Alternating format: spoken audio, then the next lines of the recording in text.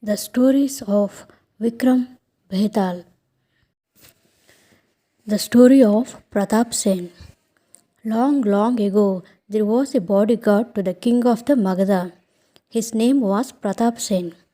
He was a reliable and dependable person. He got a lot of respect towards the king. He was a great soldier. One day Pratap Sen was returning to his house from the king's palace. It was midnight and was completely dark. Pratap Sen was walking alone on his way. He found a woman weeping loudly. Pratap Sen went to her to know the reason for her grief. Though he walked fast, he could not meet her. Finally, she entered into a temple. Pratap Sen followed her, but he could not find her in the temple. So he thought she must be the goddess Durga. Then he said, "Oh mother, you are the almighty of this land. Please tell me the trouble you got. What type of help can I do for you? Please order me." At that moment, he heard a voice from some unknown source. "Pratap Sen, I am not in danger, but your king is going to die tomorrow. That's why I am weeping," said the voice. Pratap Sen prayed to the unknown voice and asked him to tell the way to save the king. Then the voice replied, "There is a way. Hear me. You are a faithful servant to your king. If you agree to cut your son into two halves in my presence, then your king will be out of danger."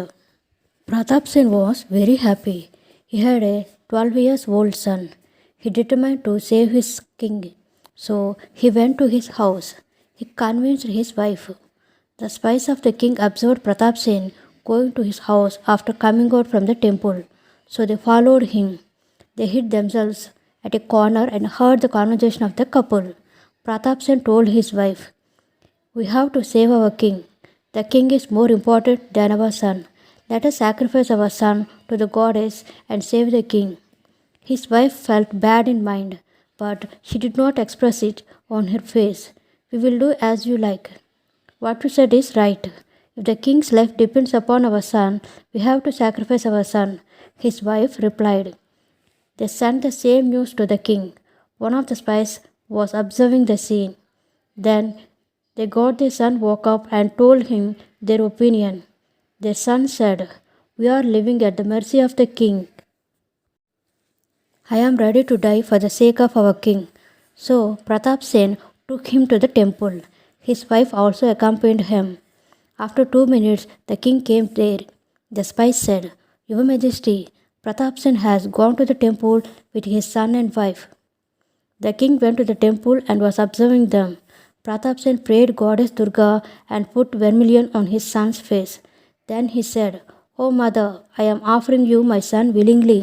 Please accept him and save my king from the danger." Saying so, he cut off the head of his son. His wife could not see that scene. Hence, she too killed herself with a sword. Pratap Sen could not find any meaning in his life after the death of his son and wife. He said loudly, "Oh mother, please save my king. Please keep up your word." Then he stabbed himself and died. The king, who was observing all this, said to himself, "Oh, what a faithful servant I got. Can I get a man like him again? How can I repay him?